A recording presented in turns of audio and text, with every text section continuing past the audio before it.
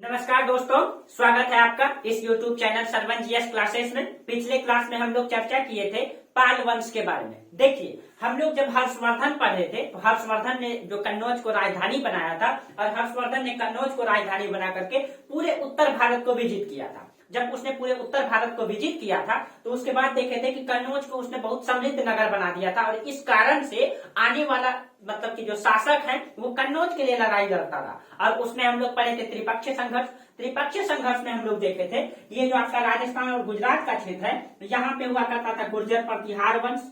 गुर्जर प्रतिहार वंश दक्षिण में आपका राष्ट्रकूट वंश, यहाँ पे आपका राष्ट्रकूट वंश, राष्ट्रकूट और बंगाल का पाल शासकों ने जो है, ठीक है, पाल शासकों ने यहाँ आपका पता था उत्तर प्रदेश में कन्नौज, उत्तर प्रदेश में कन्नौज, कन्नौज के लिए युद्ध करता रहा। ठीक है, युद्ध करता रहा। तो पिछले क्लास में हम लोग पाल शासक को तो पढ़ लिए थे कि इसकी उत्पत्ति कैसे हुई, कहां से आई। ठीक है, आज हम लोग चर्चा करेंगे गुर्जर प्रतिहार के बारे में कि उस पर इसकी उत्पत्ति कहां से हुई, कैसे इसकी उत्पत्ति हुई, इसका इतिहास क्या दिखाई देता है, इसकी जानकारी का स्रोत क्या है। कहा जाता है दोस्तों कि इसने पूरे उत्तर भारत को एक समय जीता, कन्नौज को भी जीता था, पाल शासक को भी पराजित किया था। ठीक है, तो इन सभी के बारे में जो इनकी जानकारी मिलती है इनके बारे में आज हम लोग चर्चा करेंगे। ठीक है, तो इस समय अगर देखा जाए तो गुर्जर प्रतिहार वंश की उत्पत्ति यहाँ दिखाई देती है। ठीक है, और उत्तर में ये जो आपका जम्मू कश्मीर है यहाँ पे उत्पल वंश, कारकोट वंश और लोहार वंश है। दक्षिण में राष्ट्रकूट है, राष्ट्रकूट से दक्षिण में जो है पल्लव वंश है। इसके दक्षिण में इस क्षेत्रों में यहाँ पे आपका पल्लव वंश है। इस समय आपका बंगाल में पाल वंश है। ठीक है, कन्नौज में इस समय आयुध वंश आ गया था। ठीक है, कन्नौज में जब यहाँ पे हर्ष की सत्ता समाप्त हुई तो यहाँ पे कौन आ गया था? आयुध वंश, आयुध वंश। ठीक है, आयुध वंश। ठीक है, चलिए हमको जानना है इस समय इसकी राजनीतिक कंडीशन यही है। ठीक है, इस समय इसकी राजनीतिक कंडीशन यही है।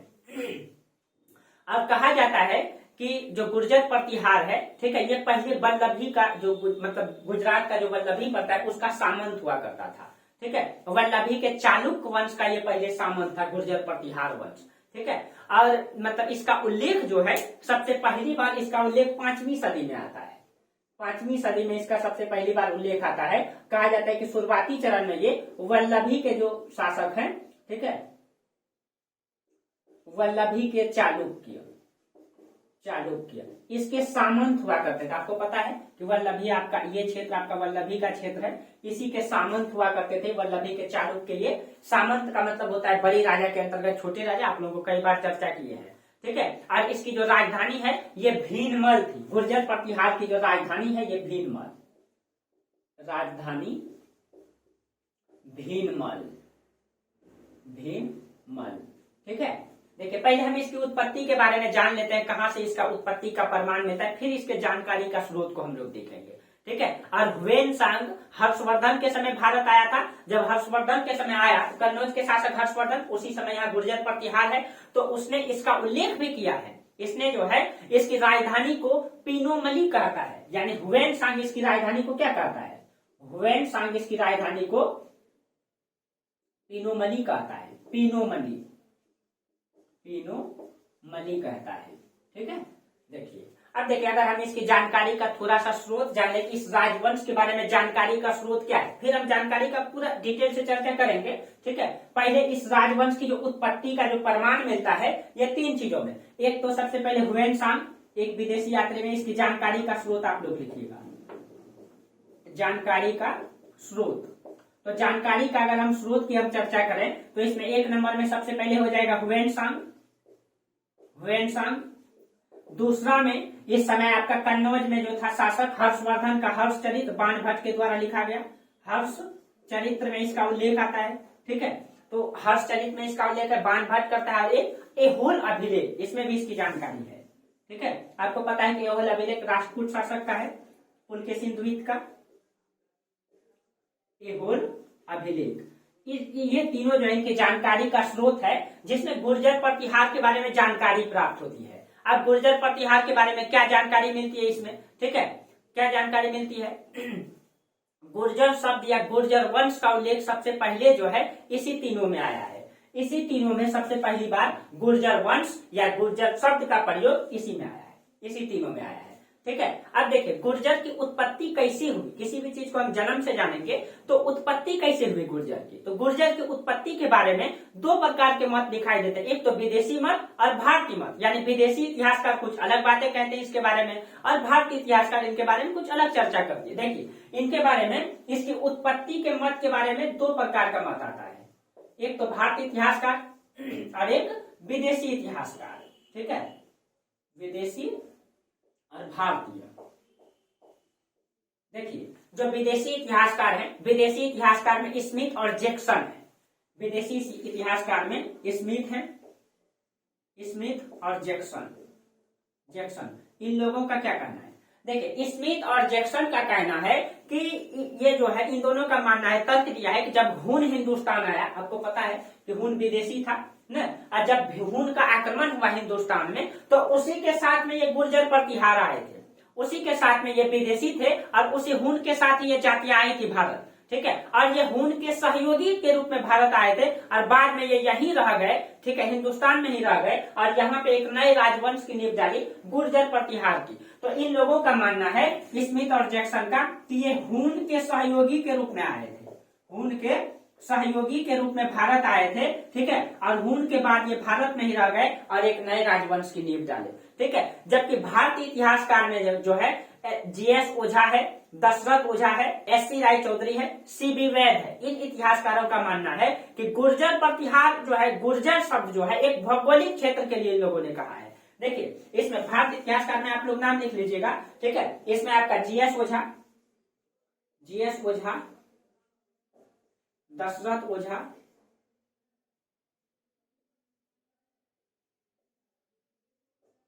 जीएस ओझा, दशरथ ओझा, ठीक है, सीबी वैद और एससी राय चौधरी।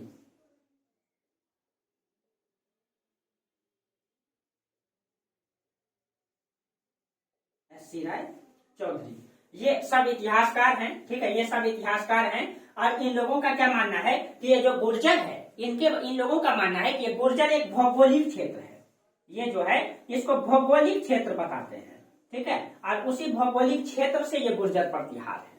ठीक है, इन लोगों का ये मानना है। अब देखिए और आप लोग को ये भी चर्चा किए थे, ये गुर्जर प्रतिहार जो है ये राजपूत है। ठीक है, राजपूत है और राजपूत की उत्पत्ति की संकल्पना जो दिखाई देती है, ये 700 से 1200 ईस्वी तक के काल को जो है राजपूत काल माना जाता है। ठीक है, अब देखिए यानी कि ये गुर्जर प्रतिहार कौन है? तो ये एक राजपूत है। ठीक है, अब देखिए राजपूतों के बारे में आगे चर्चा करेंगे दोस्तों। ये राजपूत है और राजपूत की उत्पत्ति जो है, भारत में राजपूत की उत्पत्ति जो बताई गई है, ये 700 से 1200 ईस्वी तक के काल को जो है राजपूत काल कहा जाता है।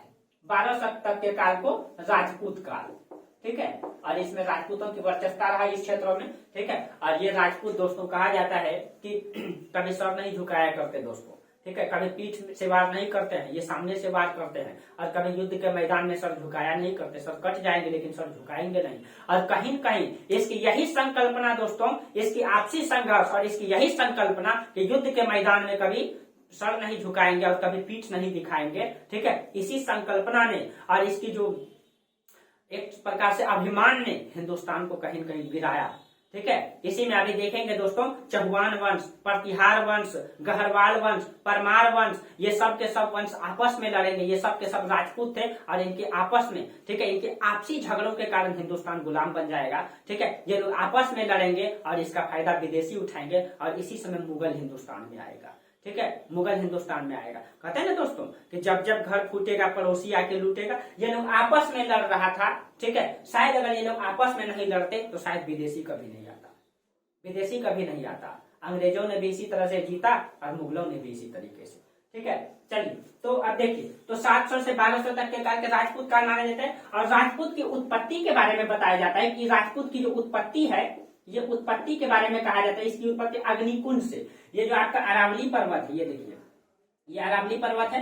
यहीं पे आपका दिल्ली बसा हुआ है, रायसीना हिल्स में। यही आपका राष्ट्रपति भवन है, एकदम मतलब कि अरावली पर्वत के जस्ट मुहाने पर। ठीक है, रायसीना हिल्स कहलाता है वो। ठीक है, राष्ट्रपति भवन जो है रायसीना हिल्स पे बना हुआ है।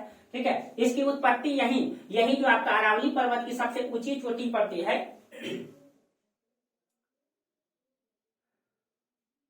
थोड़ा सा ध्यान से, रायसीना हिल्स के पास ही है दोस्तों, माउंट आबू। ठीक है, मतलब कि इसकी ऊंची चोटी है माउंट आबू। माउंट आबू पर्वत पर यहाँ के ऋषि मुनियों के द्वारा, ठीक है, 4 प्रकार के वीर योद्धाओं का उत्पत्ति किया गया है अग्नि कुंड से, अग्नि हवन से। भारत की रक्षा के लिए ऋषि मुनियों के द्वारा इसी पर्वतों पर अग्नि हवन से, अग्नि कुंड से अपनी तपस्या करके जो है 4 राजपूतों की उत्पत्ति किए थे। तो इसकी जो उत्पत्ति है 4 राजपूतों में से जो आपका परमार, प्रतिहार, चौहान, चालुक्य, ये 4। तो इसमें जो राजपूत में 4 आते हैं। इसमें आपका कौन कौन सा है? एक तो आपका चौहान है जो आपको आगे पढ़ाएंगे, ठीक है, चौहान,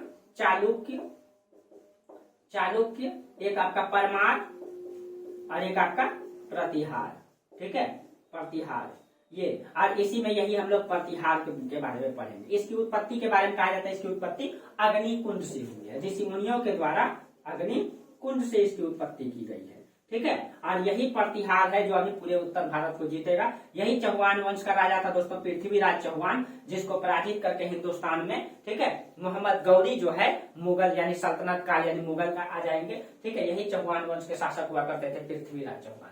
ये वही परमार वंश है दोस्तों जिसका राजा भोज हुआ करता था। चर्चा करेंगे आप लोगों को परमार वंश के बारे में, ठीक है। वो वही राजा भोज दोस्तों जो प्रकृति के बहुत प्रेमी थे, ठीक है। कहा जाता है कि जब राजा भोज की मृत्यु हुई थी तो नदियां सूख गई थी, ठीक है, पेड़ पौधे वीरान हो गए थे, नदियों ने अपनी धारा परिवर्तित कर ली थी, ठीक है, क्योंकि ये बहुत प्रकृति के बहुत ज्यादा प्रेमी थे दोस्तों, ठीक है। और इनकी मृत्यु के बाद सारी चीजें वीरान दिखाई दे रही थी, ठीक है। तो चलिए ऐसे ऐसे राजा रहे हैं दोस्तों, ठीक है। आप लोगों को यही मतलब की इसी आपका राजपूत में जो है महाराणा प्रताप आएंगे दोस्तों, जो कभी अकबर के सामने जो है सर नहीं झुकाएंगे, ठीक है, सर नहीं झुकाएंगे और मरते दम तक दोस्तों, ठीक है। अकबर ने पूरे हिंदुस्तान को जीत लिया और छोटा सा मेवाड़ को कभी नहीं जीत पाया। जब तक महाराणा प्रताप जिंदा रहे कभी उनको पकड़ नहीं पाया, ठीक है, कभी पकड़ नहीं पाया और कभी सर नहीं झुकाए। और उनकी मृत्यु हुई भी तो अपने से ही हुई, ठीक है। तो ये वही राजपूत है दोस्तों जो सर नहीं झुकाया करते, लेकिन अपने स्वाभिमान के लिए ये आपस में लड़ रहे थे। और इसी क्षेत्रों में देखिएगा ये राजपूत का क्षेत्र जो राजस्थान का क्षेत्र है, ये राजपूत का क्षेत्र कहलाता है, राजपूताना कहलाता है। और ये आपस में लड़ेंगे और इसी का फायदा विदेशी उठाएगा, ठीक है। तो ये वही राजपूत है दोस्तों। और इसी में आज हम लोग पढ़ेंगे प्रतिहार वंश के बारे में। तो इसकी उत्पत्ति आप लोगों को समझ में आ गया, ठीक है। देखिए किसी भी चीज को पढ़ना है इस तरीके से, उनको उनका हर एक चीजों को, हर एक पहलू को देखना है, ठीक है। तो अब आप लोगों को इनकी उत्पत्ति बता दिए। अब हम लोगों को जानना है कि इसके विषय में जानकारी कहाँ कहाँ से मिलती है, कि राजपूत के बारे में हम लोग कहाँ से जानते हैं, उसमें भी प्रतिहार वंश के बारे में। तो चलिए हम लोग इसका जानकारी का स्रोत को देखते हैं।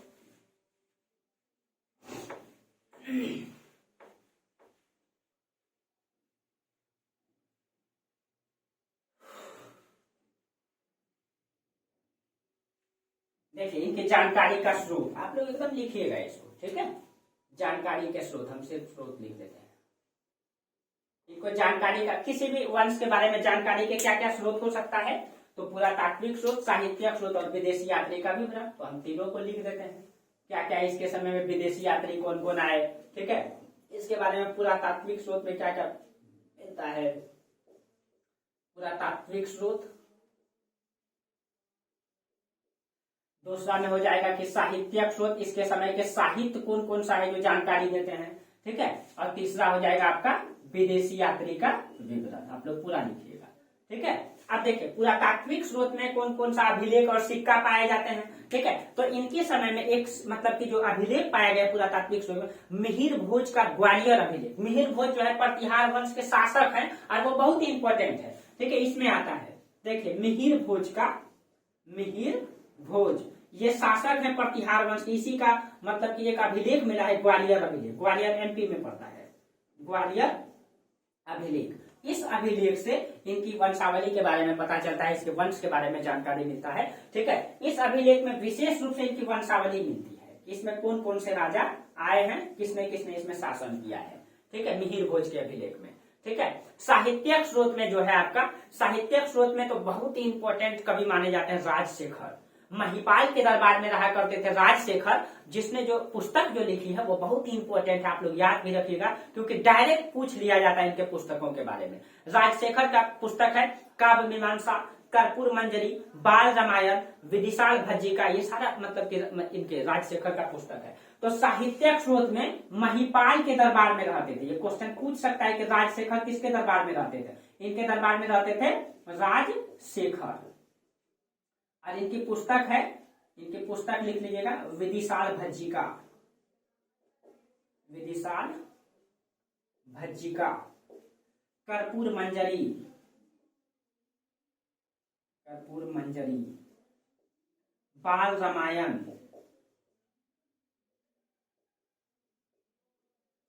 विदिशाल भज्जिका, कर्पूर मंजरी, बाल रामायण, और एक है आपका काव्य मीमांसा,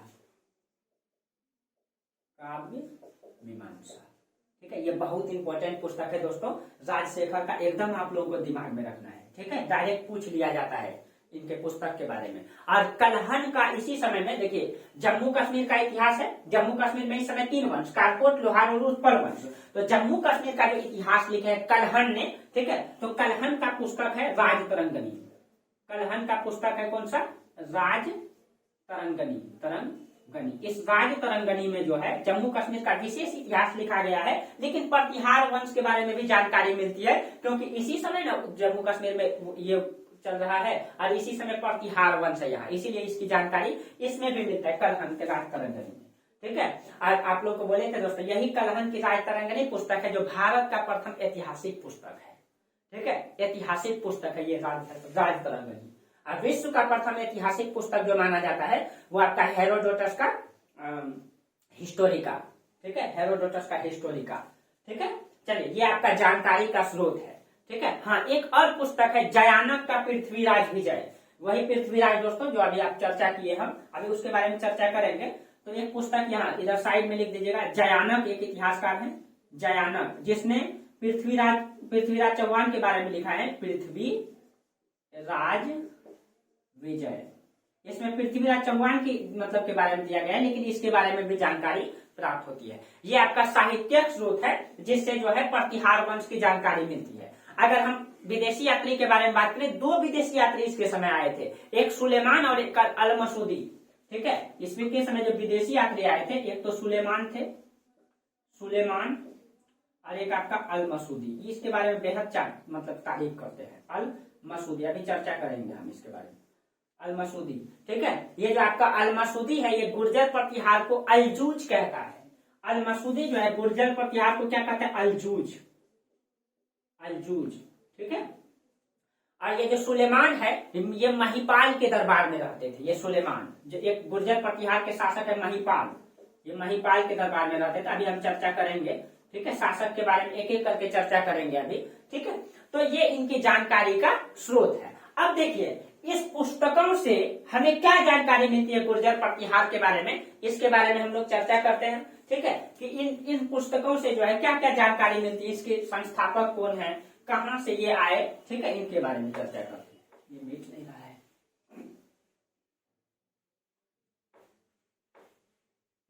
एक सेकंड।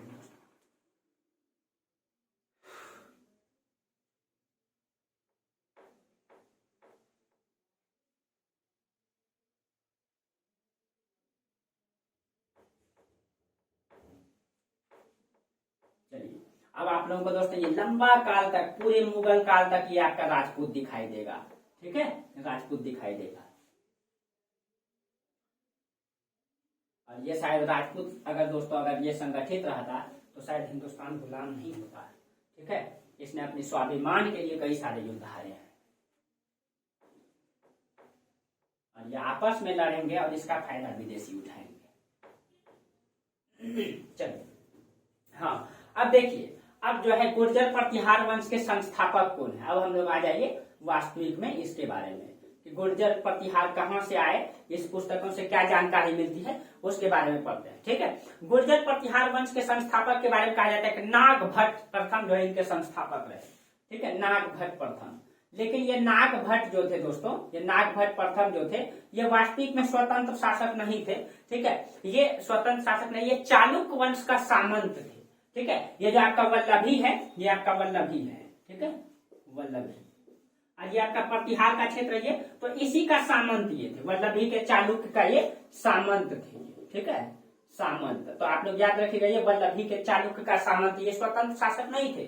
ठीक है, लेकिन कहा जाता है कि इसे विद्वानों का, ठीक है, कलाकारों और ऋषि मतलब ऋषियों का जो संरक्षक माना जाता है। ये विद्वानों का बेहद मतलब कि आदर सम्मान करते थे, ऋषि का सम्मान करते थे, ऋषि मुनि जो होते थे, ठीक है, कलाकारों का सम्मान करते थे। इसके बारे में कहा जाता है कि जैन विद्वान हुआ करते थे, यक्षदेव को इसने संरक्षण दिया था, ठीक है। जैन विद्वान का नाम आता है यक्षदेव, यक्षदेव, इसको इसने संरक्षण दिया था। तो इसको जो है ये सम्मान करते थे विद्वानों का, कलाकारों का, इसके बारे में ये उल्लेख आता है, ठीक है। और नागभट्ट के बारे में कहा जाता है इसे मलेच्छों का विनाशक कहा गया है। यहाँ मलेच्छ का मतलब होता है दोस्तों तुर्क को, तुर्क के लिए यहाँ मलेच्छ शब्द आया है। इसने कहा जाता है इसको जो है मलेच्छों,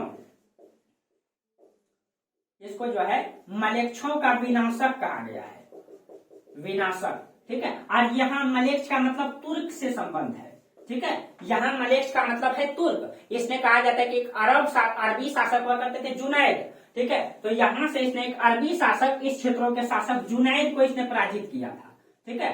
एक अरबी शासक, ठीक है, अरबी शासक जुनैद, इसको ये पराजित किए थे, ठीक है। इसीलिए इसको मतलब कि, और इसी समय देखिए दोस्तों, ये अभी आपका 8वीं सदी का इतिहास है, ठीक है, 8वीं सदी का इतिहास है। और 8वीं सदी में आप याद कीजिए, इसी समय देखिए थोड़ा सा, ये आपका पाकिस्तान है, ठीक है, सबसे प्यारा मुल्क अपना, सबसे अच्छा दोस्ती इसी से चलता है क्या।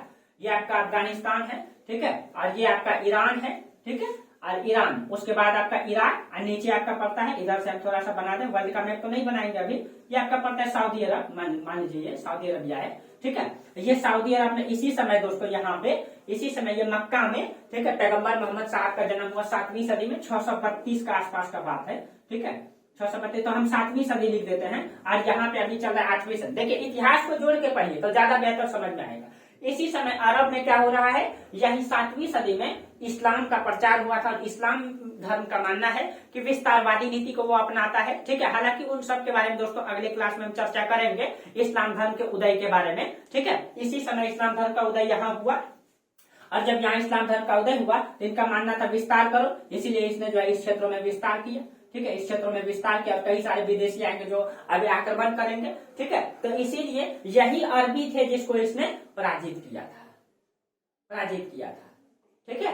तो अभी हम इसके बारे में, इस्लाम धर्म के बारे में आगे हम चर्चा करेंगे, अगला क्लास डिटेल से चर्चा करेंगे, ठीक है। और आप लोग एक नई सोच भी देंगे। चलिए ये हो गया। हाँ, इसकी थोड़ा, इसके संस्थापक नागभट्ट प्रथम, इसकी राजधानी जो थी पहले चर्चा कर दिए हैं, राजधानी इसका भीनमल, भीनमल, ठीक है, भीनमल है, ठीक है। देखिए उसके बाद कहा जाता है कि इसके बाद, इसकी बहुत ज्यादा उपलब्धि तो है नहीं नागभट्ट प्रथम की। नागभट्ट प्रथम के बाद जो शासक बना, इसके बाद शासक बना वत्सराज। और याद कीजिए आप लोग, यही वत्सराज है, ठीक है, वत्सराज।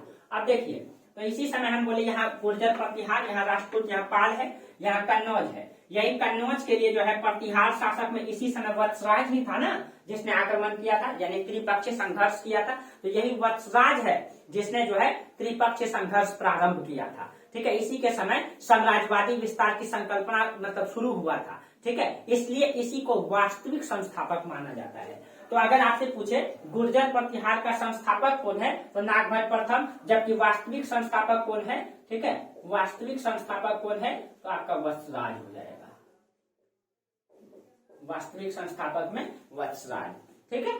चलिए अब देखिए, अब इसके समय ये इसने, इसके बारे में कहा जाता है वत्सराज के बारे में, इसको वास्तविक संस्थापक, त्रिपक्षीय संघर्ष भी इसी ने प्रारंभ किया था, ठीक है। इसने जो है पाल शासक को मुंगेर का युद्ध में पराजित किया था। आपको याद कीजिए, जब प्रतिहार शासक यहीं पे वत्सराज था, ठीक है, वत्सराज, अगर आप लोग मेरा क्लास अच्छा से देखेंगे त्रिपक्षीय संघर्ष में, तो वत्सराज ने क्या किया था, यहाँ पे कन्नौज में इंद्रायुद्ध और चक्रायुद्ध था, ठीक है, इंद्रायुद्ध और चक्रायुद्ध। तो वत्सराज पहले तो यहाँ पे इसको पराजित किया, ठीक है, उसके बाद इसको पराजित करके पाल शासक को भी इसने पराजित किया था।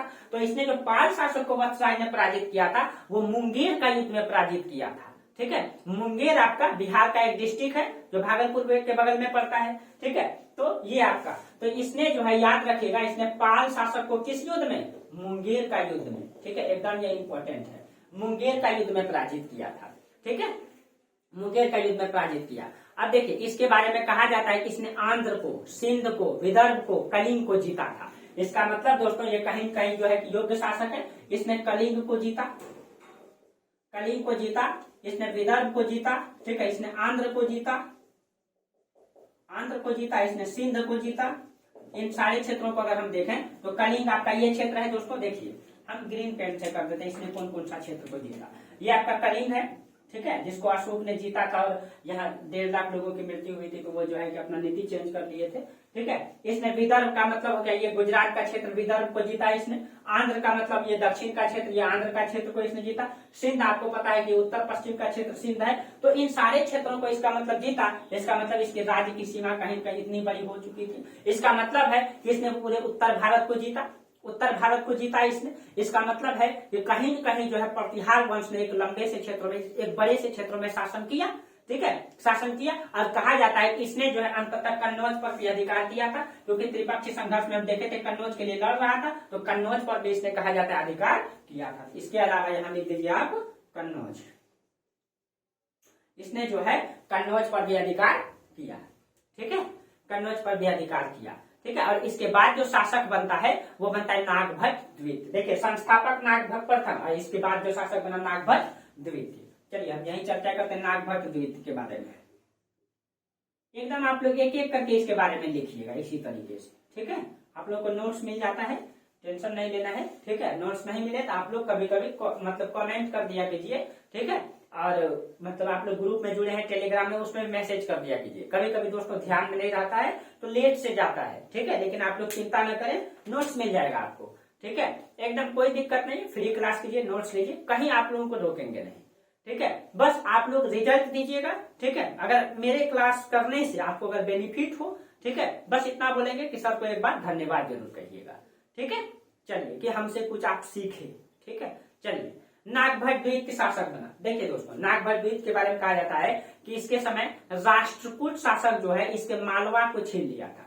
देखिए इसी समय यहाँ राष्ट्रकूट शासक है, राष्ट्रकूट शासक ने ये जो आपका मालवा का क्षेत्र छीन लिया था। लेकिन कहा जाता है कि मालवा को जब छीने, क्योंकि आपको पहले भी चर्चा किए थे, राष्ट्रकूट शासक जब आया था तो उसने जो है एक बार आक्रमण करके इसको छीना था, तो इसी के समय हुआ था। नागभट्ट द्वितीय के समय मालवा इससे निकल गया था, लेकिन फिर इसने जो है फिर मालवा को जीता भी था, ठीक है, जीता भी था, ठीक है। अपनी शक्ति इसने प्रारंभ। और सोमनाथ मंदिर जो शिव का माना जाता है, ठीक है, इसने पुनः बनवाया, ठीक है। देखिए इसी ने कहा जाता है दोस्तों, ये आपका गुजरात में आपका पड़ता है सोमनाथ मंदिर, एग्जैक्ट तो पता नहीं दोस्तों, लेकिन समथिंग इसी क्षेत्र में पड़ता है सोमनाथ, ठीक है, सोमनाथ मंदिर, सोमनाथ, ठीक है। ये सोमनाथ मंदिर आप लोगों को पढ़ाएंगे दोस्तों, मोहम्मद गौरी और गजनबी का आक्रमण, तो उसमें बताएंगे।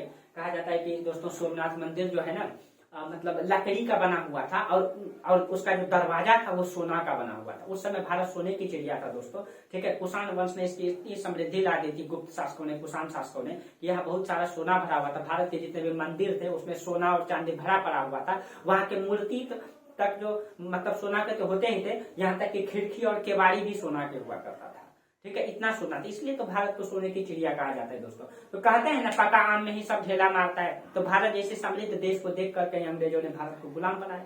जहां खजाना रहेगा दोस्तों सबका ध्यान वही ना होगा, ठीक है। तो इसी के समय कहा जाता है कि नागभट्ट द्वितीय के समय ही जो सोमनाथ मंदिर है ना, सोमनाथ मंदिर है, इसने इसको पुनः बनाया था, पुनः बनाया, ठीक है। क्यों? क्योंकि अरबों ने आक्रमण किया था और सोमनाथ मंदिर को जो है बहुत सारी चीजों को लूट के लेकर के चल गया था, ठीक है, वो लूट के लेकर के चल गया था। तो नागभट्ट द्वितीय जब शासक आए तो इसने उसको पुनः बनवाया था, ठीक है। बहुत ज्यादा सोना लेकर के गया था दोस्तों। कहा जाता है कि मतलब घोड़ा पर जो है सोना और चांदी जो है लाद करके डाला लेकर के गया था। भारत में इतना सोना था दोस्तों, जब अलाउद्दीन खिलजी पढ़ाएंगे आप लोग को तब बताएंगे कि भारत का वास्तविक में कितना संपत्ति था भारत के पास। अंग्रेज कभी भी दोस्तों भारत को लूट करके कभी भी देश का सोना और चांदी और समृद्धि कभी खाली नहीं कर पाते।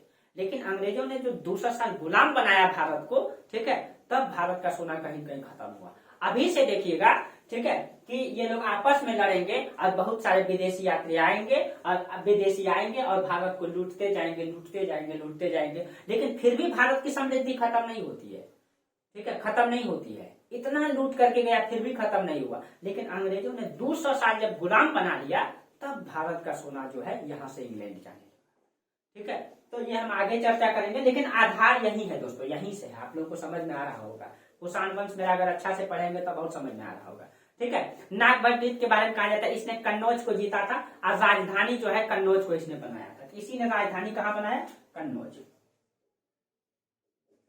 कन्नौज को राजधानी बनाया था, ठीक है, कन्नौज को। और इसी के समय जो है चौहान वंश सामंत बना था। यही आपका ये चौहान का क्षेत्र है दोस्तों, ये चौहान का क्षेत्र, दिल्ली चौहान तोमर के अधीन था उस समय, ठीक है। अभी आपको चौहान वंश आगे पढ़ाएंगे, तो ठीक है। तो चौहान जो है इसी के समय क्या बना था, सामंत बना था, ठीक है। यानी चौहान को ये जीत करके अपना सामंत बना लिया था। यही चौहान वंश में पृथ्वीराज चौहान होगा, ठीक है। तो अभी आपको आगे पढ़ाएंगे मोहम्मद गौरी और पृथ्वीराज चौहान, ठीक है। अब देखिए और इसके बारे में कहा जाता है राजधानी मतलब कन्नौज को बनाया, चौहान को सामंत बनाया, ठीक है। और इसने कहा जाता है गंगा में समाधि लिया था। कई सारे ऐसे शासक हुए जिसने गंगा में समाधि लिया है, ठीक है। कहा जाता है कि अकबर भी एक किला बनाए थे शायद यमुना नदी के किनारे, उस किला का नाम तो भूल रहे दोस्तों, ठीक है। माना जाता था कि उस किला से जो डायरेक्ट नदी में छलांग लगाएगा ना वो डायरेक्ट स्वर्ग जाएगा, ठीक है। तो उसी अनुसार से इसने भी कहा जाता है गंगा में अपनी समाधि ली थी ताकि हम डायरेक्ट स्वर्ग चले जाएंगे, ठीक है। हालांकि ये दोस्तों इस सब में हम ज्यादा चर्चा नहीं करेंगे, ठीक है। चलिए, हमको इतिहास जानने से जरूरत है दोस्तों, तर्क वितर्क वाला जो बात है, ठीक है, वो दर्शन जब पढ़ाएंगे तो आप लोग खुद मतलब देखिए दोस्तों, पढ़ने के बाद आप सच को सच और गलत को गलत कहने लगे तो सोचिए कि आपका पढ़ाई आपके यूज में आ रहा है, ठीक है। बस हम इतना ही बोलेंगे, बाकी हम कुछ नहीं बोलेंगे। इसके बाद शासक आता है, ठीक है, रामभद्र और मिहिर भोज, ठीक है। चलिए, इसके बाद नागभट्ट के बाद आप लोग लिखिएगा, ठीक है। नागभट्ट के बाद शासक आता है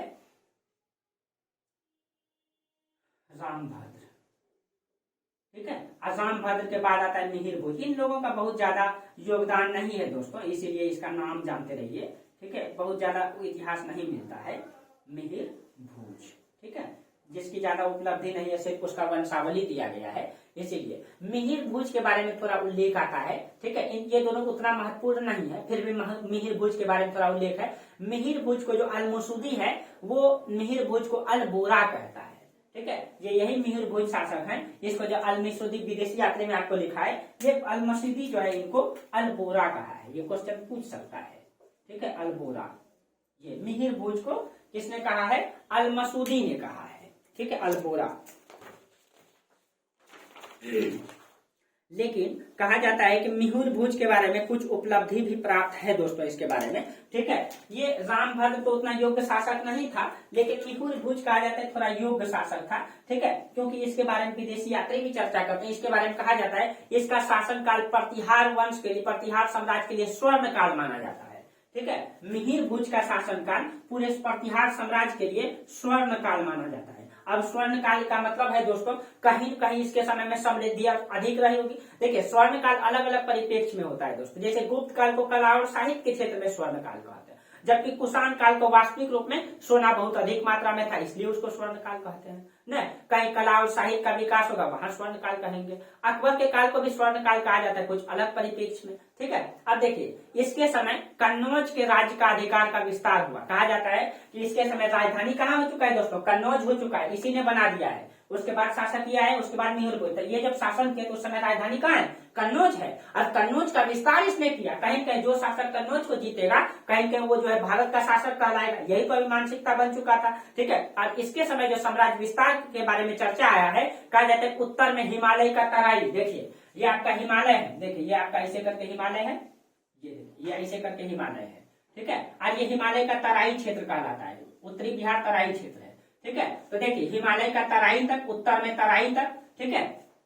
दक्षिण में बुंदेलखंड, देखिए ये आपका मालवा का पठार है जहां बुंदेलखंड बगैर बुंदेलो हरबेलों की वो झांसी वाली रानी थी, वही बुंदेलखंड, वो उत्तर प्रदेश में पड़ता है, ठीक है। यहाँ पे ये मालवा का पठार का हिस्सा है बुंदेलखंड और बघेलखंड।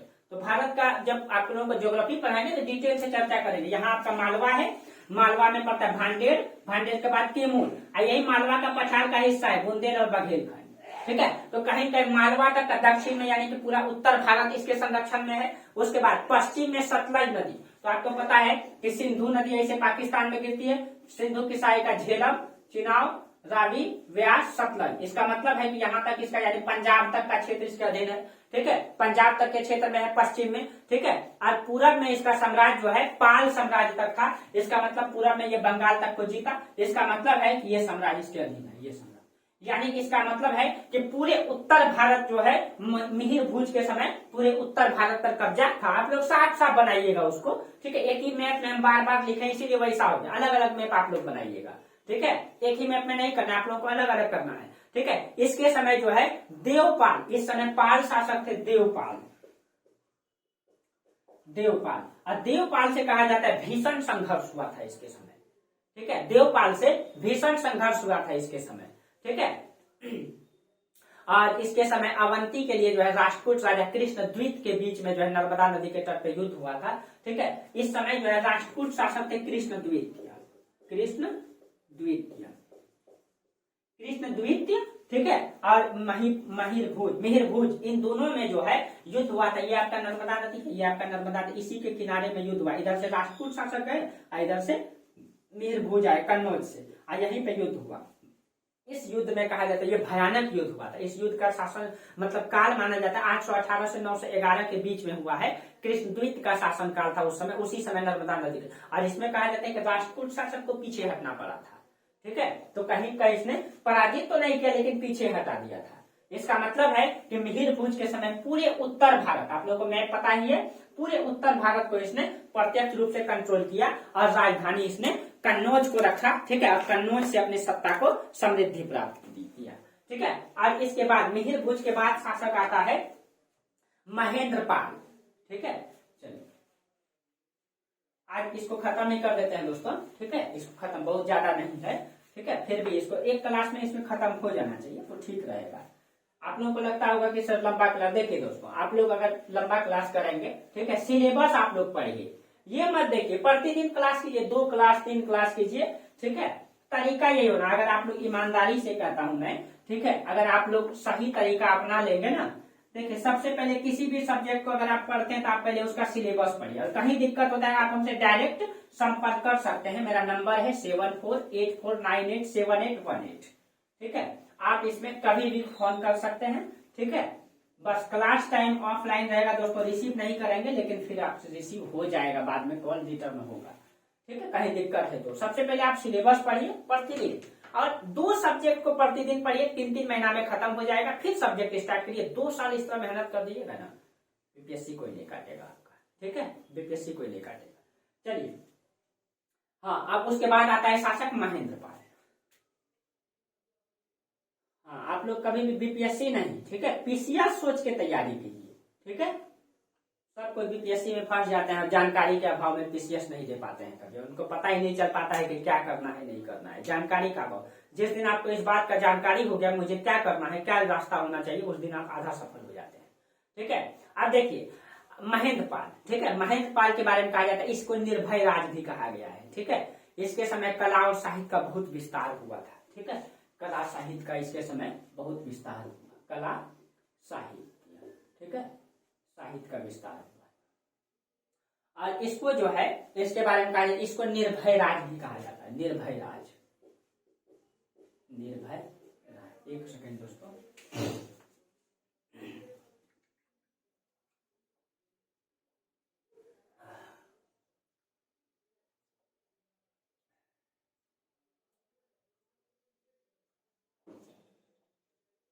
दोस्तों सुबह से पढ़ा रहा हूँ ऑफलाइन वाले को, ज्यादा पढ़ाना पड़ता है, उन लोगों का सिलेबस खत्म करना है। बीपीएससी का एग्जाम भी है 12 तारीख को, इसलिए थोड़ा सा अभी 10 घंटा 8 घंटा पढ़ाता हूँ, इसलिए।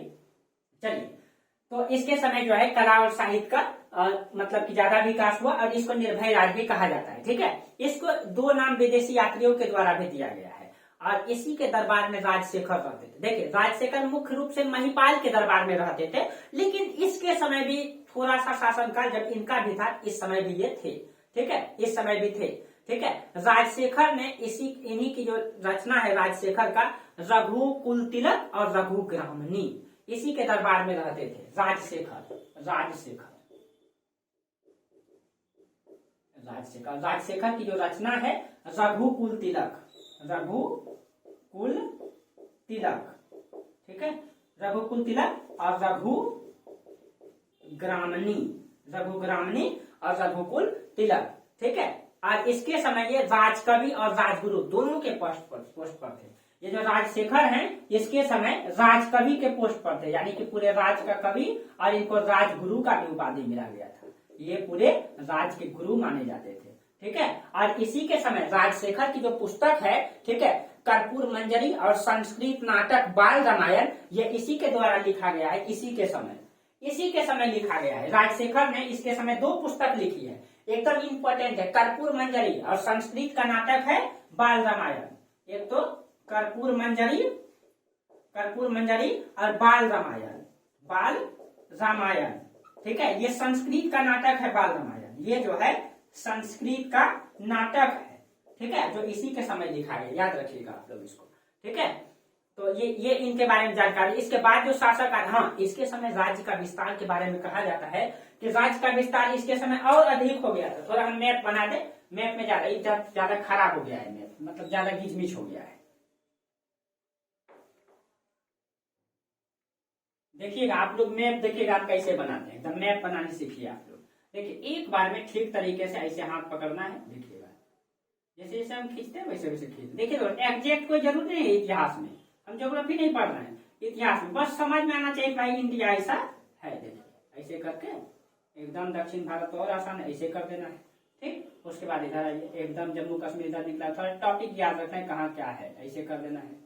ये आपका हो जाएगा भूटान, ठीक है, जम्मू कश्मीर अरुणाचल प्रदेश का हिस्सा है ये, एकदम नीचे आना है त्रिपुरा, बस इस तरीके से ऐसे करके खींच देना है, हो गया, ठीक है। बस एग्जैक्ट कोई जरूरी नहीं है, लेकिन हाँ एक आना चाहिए समझ में भाई इंडिया का मैप है। और इसके समय कहा जाता है महेंद्र पाल के समय भारत का जो राजनीतिक विस्तार था, उत्तर में हिमालय, वही दोस्तों यहाँ से ये आपका हिमालय का इलाका है, ठीक है, ये आपका हिमालय है, ठीक है। तो उत्तर में हिमालय, राजधानी इसका कन्नौज है, यहाँ पे कन्नौज। उत्तर में हिमालय तक इसका राज्य है, दक्षिण में विंध्य की श्रेणी, देखिए ये आपका नर्मदा नदी, ठीक है, नर्मदा में आपका यही आपका विंध्याचल पर्वत कहलाता है, मालवा का पठार, भांडेर, कैमूर का पहाड़ सब मिला करके ये कैमूर बिहार तक गया हुआ है, ठीक है, इसको कहते हैं। दक्षिण में आपका सतपुरा की पहाड़ी है, इस बीच के भ्रंश में बहती है नर्मदा, यहाँ तक, इसका मतलब इसका विस्तार दक्षिण में विंध्य तक है, ठीक है। इसी विंध्याचल को विंध्य कहा जाता है, विंध्य तक। आप पूरब में समुद्र को छूती, इसका मतलब यह है दोस्तों कि इसने बंगाल को जीता, क्योंकि यही बंगाल तो समुद्र को छेड़ा है, बंगाल की खाड़ी, ठीक है। तो पूरब में समुद्र तक बताया जाता है, पश्चिम में जो है समुद्र को छूती है, इसका मतलब पश्चिम में भी गुजरात का सीमा लगता है। इसका मतलब है कहीं कहीं पूरे उत्तर भारत इसके क्षेत्र में है, ये क्षेत्र इसका है, ये क्षेत्र। और एक समय गुर्जर प्रतिहार के बारे में कहा जाता है, ये पूरा उत्तर का क्षेत्र को जीता था, ठीक है, जीता था, यानी पूरे उत्तर भारत का इसने जो है राजनीतिक विस्तार को सिमट के रखा था, ठीक है। अब देखिए इसके बाद जो शासक आता है वो आता है महिपाल, ठीक है। कौन आता है? महिपाल। महिपाल, थोड़ा धीरे बोलेंगे दोस्तों, ठीक है। चलिए महिपाल, और यही महिपाल के दरबार में राजशेखर रहते। महिपाल के दरबार में दो नाटक होते, मतलब कि लेखक रहते थे, ठीक है। एक कर्नाटक के थे पंपा, इनके दरबार में। हाँ, अगर आपसे पूछेगा राजशेखर किसके दरबार में रहते थे, आप जवाब देंगे महिपाल के दरबार में, ठीक है। तो इसके दरबार में दो कवि रहते थे, एक कर्नाटक के थे पंपा, कर्नाटक के पंपा, और एक आपका राजशेखर। मुख्य रूप से राजशेखर इसी के दरबार में रहते थे। आपको अगर सवाल पूछा जाए तो यही बताना है आपको, ठीक है। ये कन्नड़, ये जो पंपा है ना, ये कर्नाटक के थे और कन्नड़ लेखक थे, कन्नड़ थे, ठीक है। ये कर्नाटक के थे, कन्नड़ थे, ठीक है। और राजशेखर जो है ये महिपाल को रघुवंश मुक्ता मणि कहता है। ये क्वेश्चन पूछ सकता है, राजशेखर जो है महिपाल को क्या कहा है? रघुवंश मुक्ता मणि। इधर लिख देते हैं,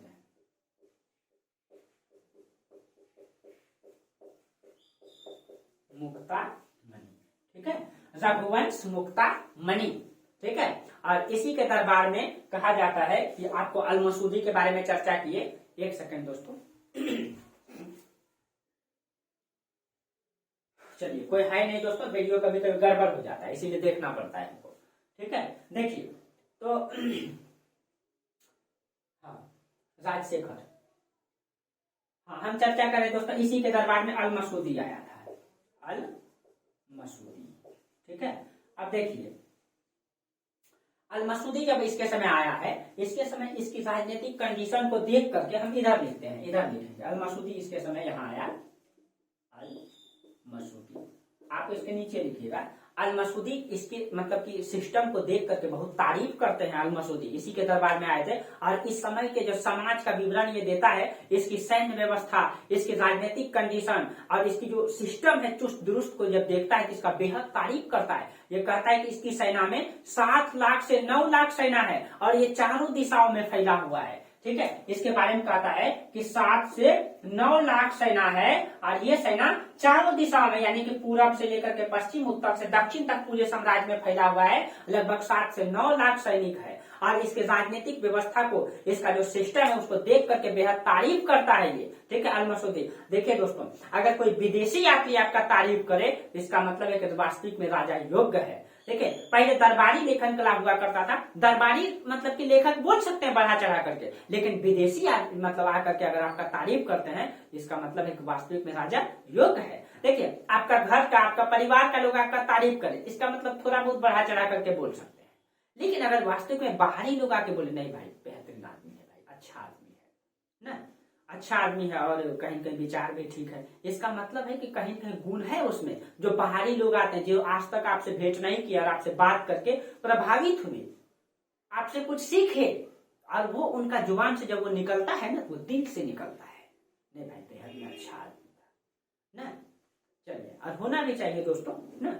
हर इंसान, देखिए हर इंसान पूर्णतः अच्छा तो नहीं होता है दोस्तों, लेकिन हम कुछ ऐसे इंसान होते हैं जिससे कुछ सीख सकते हैं ना, कुछ सीख सकते हैं। उसमें अच्छाई का गुण अधिक होता है, बुराई की गुण कम होता है। बुराई हर व्यक्ति में होता है, थोड़ा बहुत तो होता ही है। हर व्यक्ति अच्छा और बुरा दोनों होता है, सिर्फ अच्छा नहीं होता है। कुछ मामले में बुरा हो जाएंगे, कुछ मामले, हाँ उसमें कुछ व्यक्ति वैसा होता है जिसमें अच्छाई अधिक होता है, बुराई कम होता है।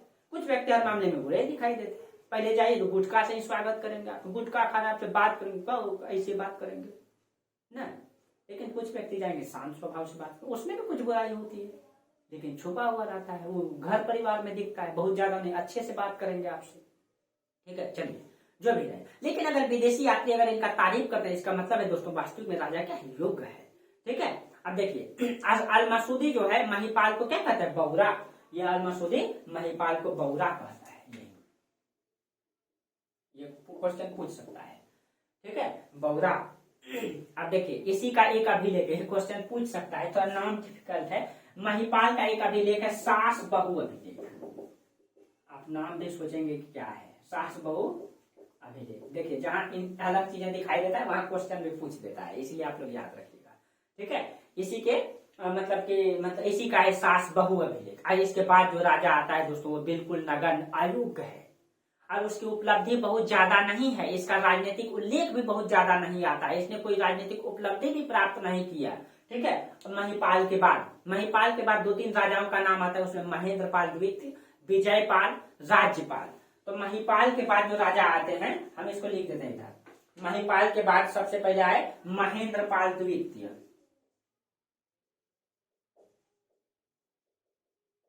महेंद्रपाल द्वितीय। ठीक है, विजयपाल और राज्यपाल।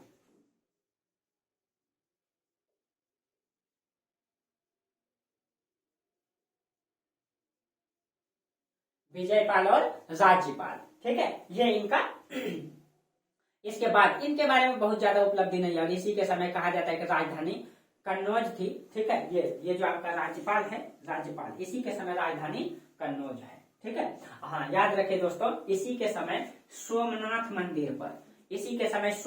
मंदिर पर मोहम्मद गजनबी आक्रमण करता है यहाँ पे।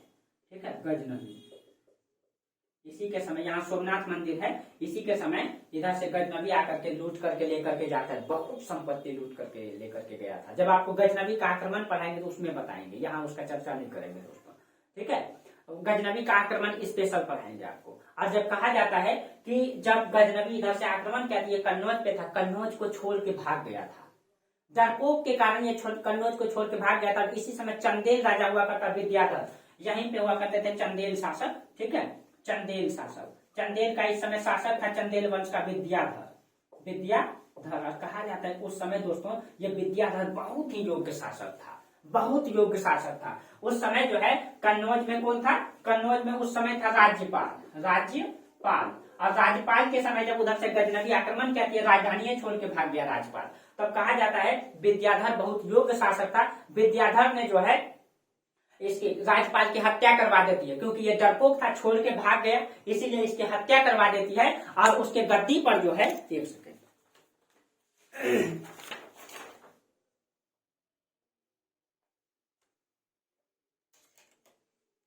देखिए, हाँ, राज्यपाल की हत्या करवा देती है कौन? विद्याधर। विद्याधर उस समय बहुत योग्य था और इसके स्थान में किसको रख देता है? त्रिलोचन पाल। त्रिलोचन पाल इसको रख देते हैं, यानी कि राज्यपाल की हत्या करवा करके त्रिलोचन पाल को रख देता है। विद्याधर के बारे में ये भी कहा जाता है इसने गजनवी को पराजित किया था। लेकिन ये दोस्तों कहां तक सही है, कहां तक सच है, इसका स्पष्ट प्रमाण तो नहीं है, लेकिन ये कहा जाता है कि विद्याधर इतना योग्य था कि इसने गजनवी को भी पराजित किया था। ठीक है, इसका स्पष्ट प्रमाण तो नहीं है, लेकिन उल्लेख आता है। और त्रिलोचन पाल के बाद जो शासक बनता है, ये बनता है यशपाल। यशपाल, ठीक है, ये त्रिलोचन पाल के बाद। आज मतलब यशपाल के बारे में कहा जाता है ये गुर्जर वंश का जो है सबसे अंतिम शासक माना जाता है। इसके बाद गुर्जर प्रतिहार वंश की जो सत्ता है धीरे धीरे जो है सल्तनत काल में चल गई। अभी देखिएगा इधर मुगल आएंगे, सल्तनत मतलब आएंगे, मुगल तो बाद में, पहले सल्तनत यानी दिल्ली सल्तनत पे जो शासन किए हैं, ठीक है, मोहम्मद गौरी का आक्रमण हुआ, गुलाम वंश, खिलजी वंश, तुगलक वंश, सैयद वंश, लोधी वंश, इसको जो है सल्तनत काल कहा जाता है। इसकी सत्ता जो है मुगलों के अधीन चल जाएगी, यानी सल्तनत के अधीन चल जाएगा और इसकी धीरे धीरे किसके समय? यशपाल के समय, और इसकी सत्ता समाप्त हो जाएगी। ठीक है, इसका नोट्स आप लोगों को दे देंगे। ये आपका रहा गुर्जर प्रतिहार वंश, जिसको हम लोग शुरू से अंत तक चर्चा किए। जहां आप लोगों को दिक्कत है दोस्तों, आप लोग कमेंट जरूर कर सकते हैं, पर्सनली भी बात कर सकते हैं, ठीक है, नंबर में। और कोई भी सिलेबस से संबंधित जानकारी हो, यूपीएससी से संबंधित जानकारी हो, पीसीएस से संबंधित जानकारी हो, कोई भी जानकारी के लिए आप कॉल कर सकते हैं। ठीक है, अगर हम रिसीव नहीं भी कर पाए तो बाद में आपको रिकॉल जरूर, रिटर्न जरूर करेंगे। ठीक है, और आप लोगों को सहायता इतना पहुंचा सकते हैं। ठीक है, हाँ, और आप लोगों को क्लास अगर मेरा बेहतर लगता है तो आप लोग शेयर जरूर कीजिए। ठीक है, और आगे जरूर बढ़ाइए। चलिए आज यहीं तक रहने दीजिए, फिर हम लोग इससे आगे अगली क्लास में चर्चा करेंगे। ठीक है, थैंक यू, बहुत बहुत धन्यवाद।